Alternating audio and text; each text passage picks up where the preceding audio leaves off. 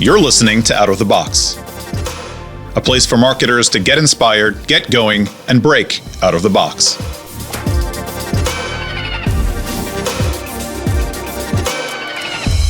Welcome back, everyone. I'm Jess Overton, and you're listening to Out of the Box, the marketing podcast exploring out-of-the-box approaches to marketing and growth. Today, I'm joined by Adam Hadi, Vice President of Marketing at Current, the fast-growing digital bank with over 3 million users. Adam, I'm very excited to have you on the podcast today. Welcome. Hey, it's wonderful to be here. Thanks so much. To begin, Adam, I'd like to get a little bit of a read on what Current does as a company. But first, I'd like to start and hear a little bit about you. Can you give me a little thumbnail about your journey in the app marketing world? Yeah, certainly. So like most app marketers, I started by working at the federal government at the Bureau of Labor Statistics. That's actually where I started my career. And so I actually spent about 5 years there before I actually broke into the app world at a company called Topps. Now, this is like the old American trading card company. We had launched a division for digital trading cards. This was about 10 years ago. And let me tell you, was harder to pitch back then than that sounds today. Yeah, you were definitely before your time.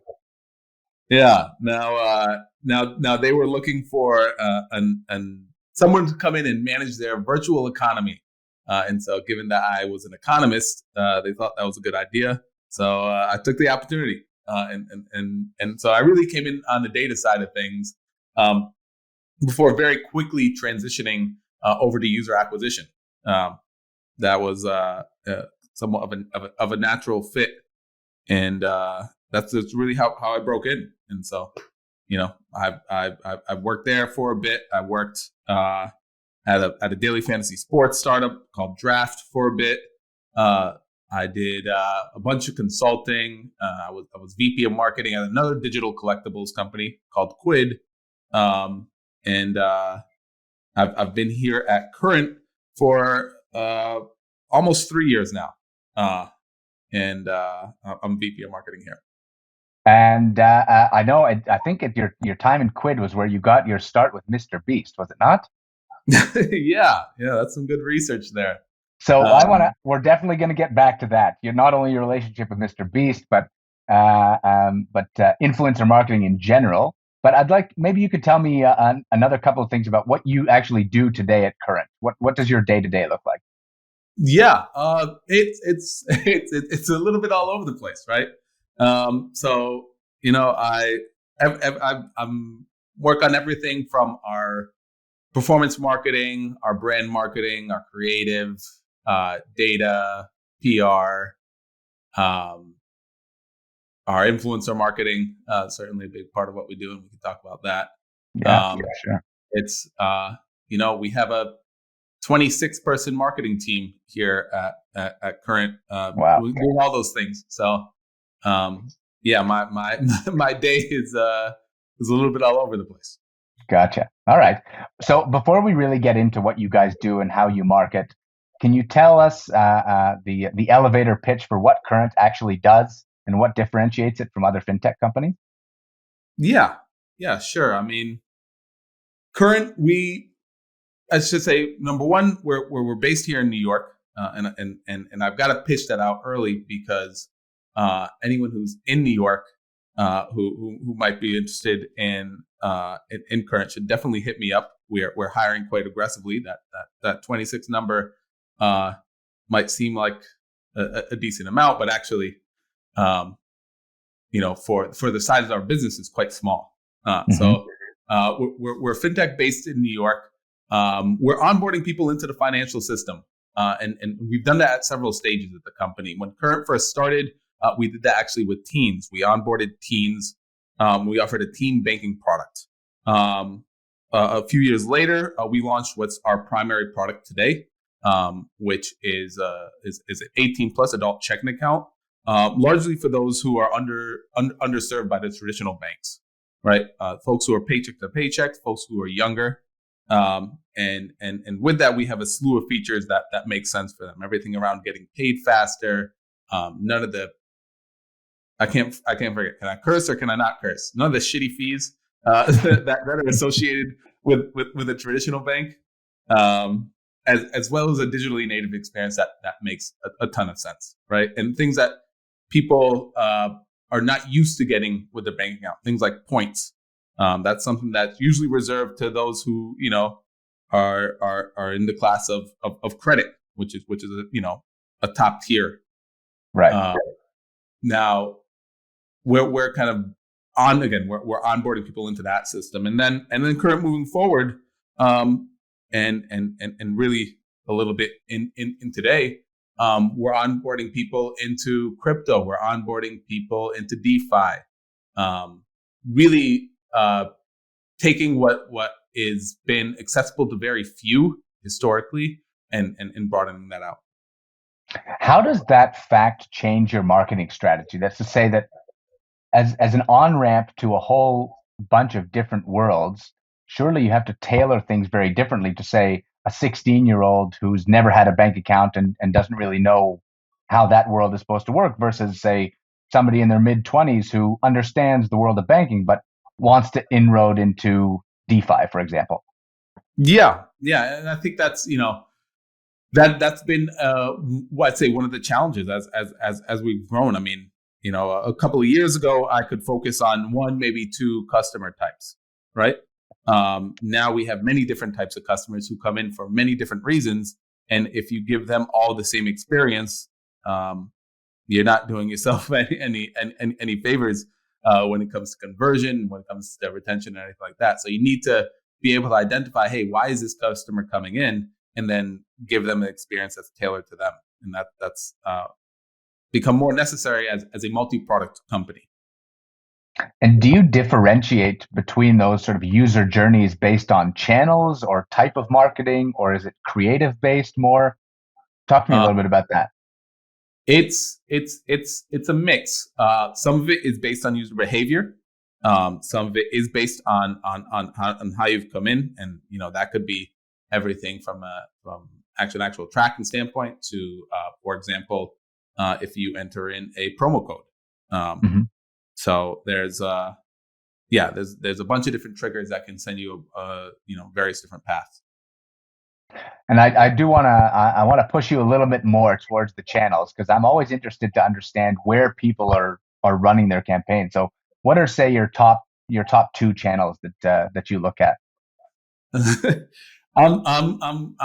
I'm hesitant to give out exact numbers, but for us, certainly the big players, your Facebooks, your Googles, et cetera, your owned and operated self-attributing networks are a big part of what we do.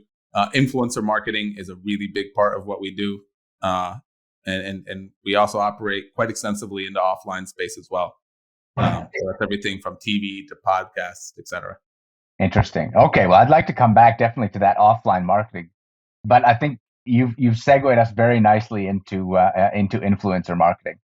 It seems to me that influencer marketing for Current is baked into your strategy. As far as we had a look around to get an idea of what you guys were doing for marketing, and it looks like within 2 clicks, a content creator can become a brand ambassador, an influencer, whatever you want to call it. And you want to talk about on ramps? That's a very short on ramp. Yeah. How did that come about?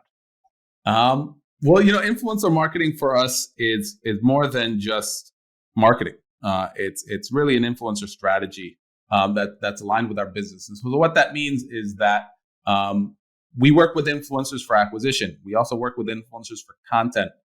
Influencers themselves are part of our brand. It's part of our product. Now, if you a good example of this, you mentioned Mr. Beast, right? Now, if you come in and you enter code Mr. Beast, you're getting a Mr. Beast experience in Current. That's everything from the emails that you're getting to the pushes that you're getting.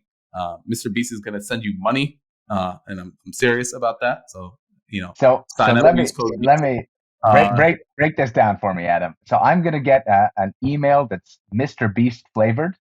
That there's exactly. going to be the text, the content is Mr. Beast. The imagery is Mr. Beast, and that's true for all of your influencers. Your in-app experience will be Mr. Beast. We have I mentioned how we have points. We have a point store where you can redeem those points, and you can redeem for a bunch of different things, including cash. But you can also redeem it for a custom, exclusive, current by Mr. Beast hoodie, right? And that's part of what I'm saying here in terms of this being an overall business strategy. It's a deep level of integration, which allows us to really maximize the power of these influencers we work with. I assume that this was your initiative. Is that right? I mean, from your work at Quid, it certainly seems like you are very passionate about influencer marketing. It's true. I'm extremely passionate about it. This isn't my initiative. This is a company initiative. And it involves engineers. It involves product folks. It involves business people. This is, it's a wide initiative. That's amazing. If we talk about the actual criteria for applicants, so, if we talk about Mr. Beast or we talk about Logan Paul, I think those are, pretty obviously people that you'd like to work with. How does someone on maybe the SMB of influencers on that sort of a scale, how do they start to work with you? How do they begin to create content? Talk to me a little bit about how that works. Yeah, I mean, a lot of this, we get a ton of inbound, right? And people reach out and they, in every type of channel you could imagine. But a lot of this is relationship based. And so, in a world of, if you talk about, the top, let's say 10,000 influencers, right? These aren't 10,000 individuals as much as they operate in pockets and groups, right? And so you work with a handful of people in one group, and they'll refer other people that they know, and so a lot of this is relationship based. We have a very strong reputation within the influencer community, and that really helps. And so, this is, a lot of people ask me often about, hey, we tried this influencer thing and it didn't really work. And there can be a lot of reasons for that, but oftentimes, I'd say influencers aren't necessarily given, influencer as a strategy isn't often given the platform it needs to succeed in a company. It can often be very, very narrow. And when you say platform within the company, you're really talking about that customization that you've done throughout the UX of the app, throughout the sort of the CRM. Is that what you mean when you talk about the platform? Yeah, that's a good example of it. But even beyond that, for example, oftentimes it'll be like, oh, well, influencer, we need it to be somewhere. And so maybe it's handed to somebody on the affiliate marketing team. And it's like, hey, do our influencer thing. And then it's just an affiliate play. And it's not to say influencers can't succeed as an affiliate play. That's one of the ways in which it can succeed, right? Or maybe it's given to the PR team, and it's like, okay, let's do PR stuff with influencers, and influencers can be successful as a PR strategy, or as a brand marketing, or for performance marketing, or as content, or for creative. There's all these different ways in which now if it's pigeonholed into any one small thing, maybe it's successful, maybe it's not, but you're not really given it's not given the full opportunity. Got it. So what we're really talking about is sort of horizontally integrating influencer marketing into the entire marketing strategy, as opposed to siloing it into one specific type of marketing. Yeah, and I would say even beyond that, again, business strategy. Right. I mean, to the degree in which Mr. Beast is an investor in Current. Oh, really? Wow. And, that's I didn't know that. That's So there's quite a deep relationship there. Interesting. Well, so I want to talk about the other side of success, and that's sort of how you measure it.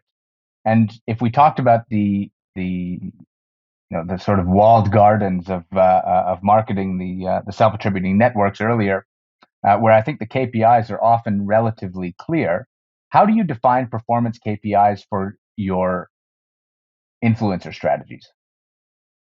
It depends on the individual goals. Again, we don't have necessarily one framework for it. We have quite a few different frameworks depending on what we're trying to accomplish with a campaign. But from I would imagine most listeners here are performance marketers, and it fits quite neatly, actually, especially particularly today, into a performance marketing framework for many of our campaigns. Right? If you talk about a lot of the basic metrics are actually the same, right? You typically get some type of view or impression number. You get a certain number of clicks. You get depending on the platform, maybe you get view through instead of click through. You then have some portion that gets attributed. Maybe it's attributed to a link. Maybe it's attributed to a promo code. And then you have some type of organic, or I should say unattributed, uplift off of that. That's something that maybe a few years ago would have made performance marketers less comfortable. Today, it's something that we've had to get very used to across many platforms. It's not in its actual measurement. A good example would be like podcasts. Now, podcasts, that space is like a little bit more mature. And a lot of performance marketers have gotten comfortable with measurement there. And it's not entirely different conceptually. Now, in its execution, it's very, very different. But yeah, I'll stop there. All right. Well, I do want to come back to podcasts and other sort of, I guess, quote unquote, offline marketing. When it comes to how the actual creators or how the actual influencers are taking your brand and representing it online, are there guidelines that you give them? Are there actual scripts or instructions? Do you give them creative license? How does that work? Yeah, so this is like the difference. This is like the X factor, right? And this is something that's challenging, I think, for a lot of companies. You certainly want to give influencers a ton of creative freedom to create the best content they can. That's what they're good at. That's what you're hiring them for. They know their audience better than anybody else in the world. So you want to give them as much freedom as you can to make the ad they want to make the integration, I should say, that they want to make. At the same time, you have to have a brand voice. And particularly in terms of brand building, consistency is so key. So if you have 1,000 influencers saying 1,000 different things, you're not doing yourself any favors when it comes to building your brand. And so there's for us, what that means is we find the greatest success happens when we do our very best to educate and inform the influencers we work with about who we are, about what we offer, about why people like us. And then they can kind of pick and choose what they find to be most relevant or what they find most passionate to talk about. And then they can come up with, interesting and engaging ways of integrating that. Now, the hard part of that is that first part, right? Right. And particularly if you're doing this with tons of third parties and tons of middle people, it's really hard to keep that without it getting lost in the game of telephone, right? And so that's why we try and work very closely with our influencers. And once they have that level of understanding, then it's kind of hands off. And that's why, really, if you look at an influencer marketing team, and again, this is somewhat about like how it's slotted within a team. In many ways, it looks more like a business development team and operates more like a business development team than maybe a media buying team. That's a really interesting nuance. I've sort of steered into conversations in the past on previous episodes, really about operations and how teams are set up. I'm interested how you see that influencer marketing team as a wider part of your 26-man marketing outfit? How do they slot in? Well, it's about 20% of the team, so it's quite resource intensive, right? This is not something that again, it's built on relationships, and that takes lots of like manual work. So it's resource intensive, and again, influencers are a lot of things for us. So that team, they work with not just other marketers on the team here, but also sensibly with the product team, sensibly with our engineering team, with our partnerships team. I mean, the list kind of goes on. Right. So in a way, it's almost like they're half marketers, half talent management, as it were, right? Because they're acting then as the go-between between the influencers and the organization. Yeah, that's fair. Very, very interesting. I want to talk for a minute about the 2 Days in Hell marketing video that you guys made. If any of our listeners haven't seen this, it's well worth watching. I think most of the comments that I saw on YouTube were that they had to watch it a second time, and I read those comments after watching it the second time because it is outstanding. I want you to talk to me about how that came about. I don't know if you were involved, or what are the main challenges around creating video campaigns that are that good? Well, and for those listening, 2 Days in Hell is a trailer we put together, a faux trailer on, this was before Halloween, as like a fake horror film about the pains of waiting to get paid. Now, Current, again, you get your paycheck faster with Current, typically 2 days faster, and so we're playing in on that. That idea, it was built here internally. We have a really strong creative team here, led by our brand creative director Steve Peck, and it was, be honest, it was such a good concept that it somewhat sold itself. I can understand that. For us, and again, I understand that the audience here is largely performance marketers. Current is a very long consideration product. We are not, you do not see one ad for Current and then decide, oh yeah, this sounds like a great idea. Let me give this company I just heard of all of my money. That's not the consumer journey right. that we have, which may be the case for mobile gaming, and again, I'm sure there's a bunch of gaming UA managers listening. That is like a short consideration process, right? Nobody sees an ad for a mobile game and then downloads it 3 weeks later. That's just not, and you don't, brand in that case. It's not to say brand doesn't matter, because it does, but brand matters in terms of like maybe a level of like IP, right? If you can layer in IP over a game, but it's not so much a trust factor. Right. I want to loop back to what you said there, in that the consideration period is a lot longer for your brand, which I guess then translates into a much higher level of stickiness in app, right? Yeah, we're a very high retaining category. That's something that, again, in various places I've been in my career, I certainly can appreciate the high retention that comes with a bank account, right? Right.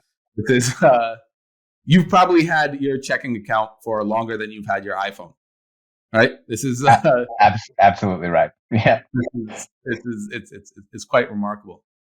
And how does that affect then how you do your marketing strategy beyond the app install? Let's say that you've acquired the user. What then do you do within the app? Or we talked a little bit about Mr. Beast flavored emails, for example. How does that shift your marketing strategy from someone who is say, marketing a hyper casual game where the retention metrics or the retention mechanics are very, very important and on the aggressive side. How does that look for current? Well, for us, it's largely about conversion. Again, and if we can deliver you value quickly and show you that there's value in current as quickly as possible, you'll convert, and when you convert, again, this is just a very high retaining space. And so for us, it's about understanding what do you value in current, and delivering that to you as quickly as possible. And again, that can be determined by your behaviors. That can be determined by who you are. There's a number of different factors there. Right. I'd like to talk just before we get into the offline marketing aspect of what you do at Current. I'd like to get your take or a piece of tangible advice that marketers that are listening who aren't working in the influencer space, how can they get started? What's the best place to educate yourself or to really immerse yourself and start leveraging influencer marketing as a part of a broader marketing strategy? I would, I there's no easy way to do it.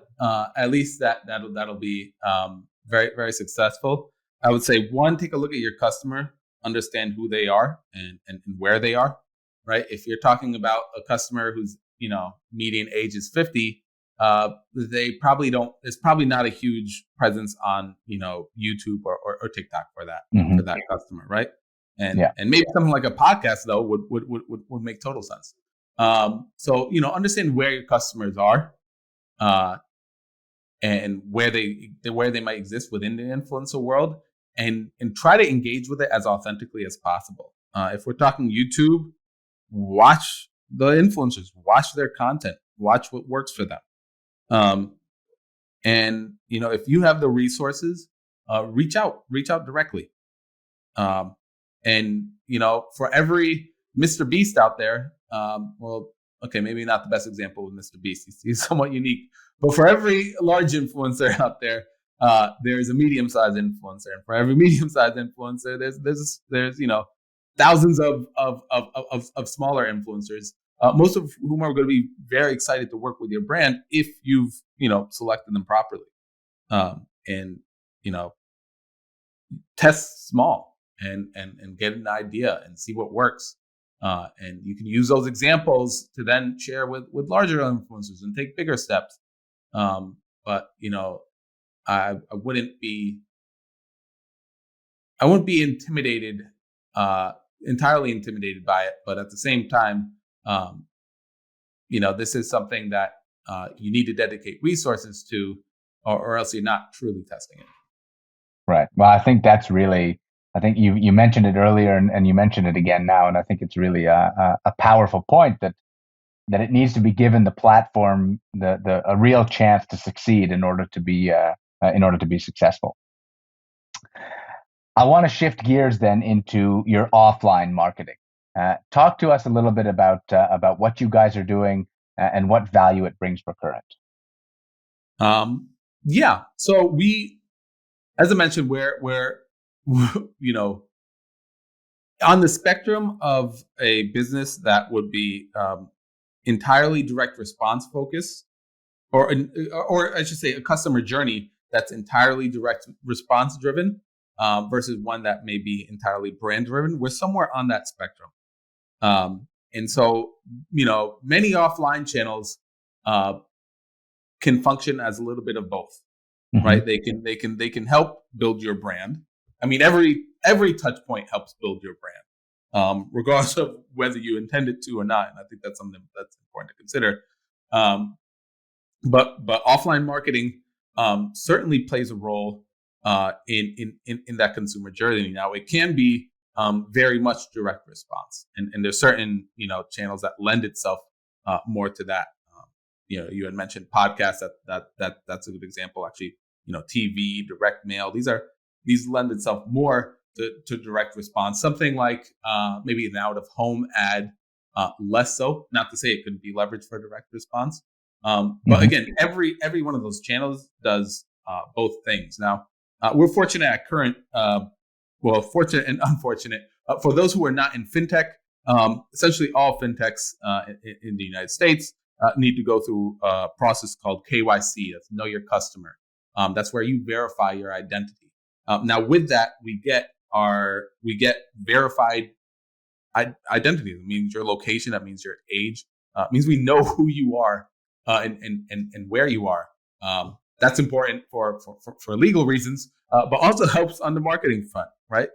It means that we can effectively do geo-testing, right, and understand how campaigns can not just impact acquisition, also impact conversion, engagement, brand awareness, consideration, just about everything.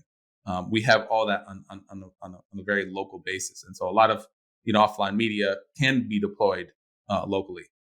Some can't, right? There's you can't really deploy a local podcast. Right. That's a super interesting.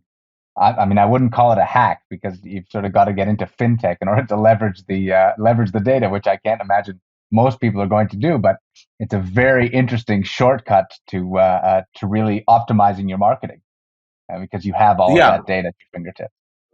Yeah, and I mean, it's certainly not just fintech that has that, right? I mean, if you're in the e-commerce world, you're getting billing addresses, shipping addresses, all that other stuff as well. But I know for sure that there's a bunch of mobile gaming folks listening who do not have that information, right? Especially nowadays, as privacy has gotten more and more important and central to the narrative, and I'm sure it's only going to continue in that direction. Yeah.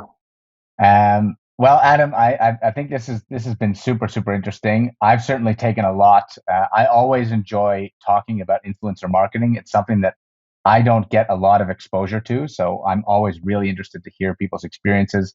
And I don't think I've seen such a deep integration with product and actual business strategy as you've described here. So I think you've given a lot of food for thought to our listeners. To wrap up, I ask all of my guests the same closing question. For me, I'd actually, if I'd be asked this question in the not too distant future, I think my answer would be 2 days in hell. But for you, what is a really innovative, memorable, and out of the box marketing campaign that you've seen recently? Oh, that is a great question. Vans. Vans came out with a collaboration, and I don't know how many listeners are pretty deep into the NFT world, but they came out with a collaboration with Goons that I was just really impressed with, right? Because of the speed to market for something like that, and Vans has no business as a company being that fast, so it's really impressive to see that. So that's I think I just saw that yesterday. So it's top of mind. Very cool. Very cool. Have you seen, just as a closing comment, have you seen that Adidas has also partnered with Bored Ape? Did you see that recently? I think I did. So there you go. That's we'll probably be seeing more and more brands get involved in the NFT space. Yeah. So I don't know. I think I'll save my rant for another day there. But it's impressive to see those companies moving quite quickly. Very, very cool. Well, I'll have to check that out.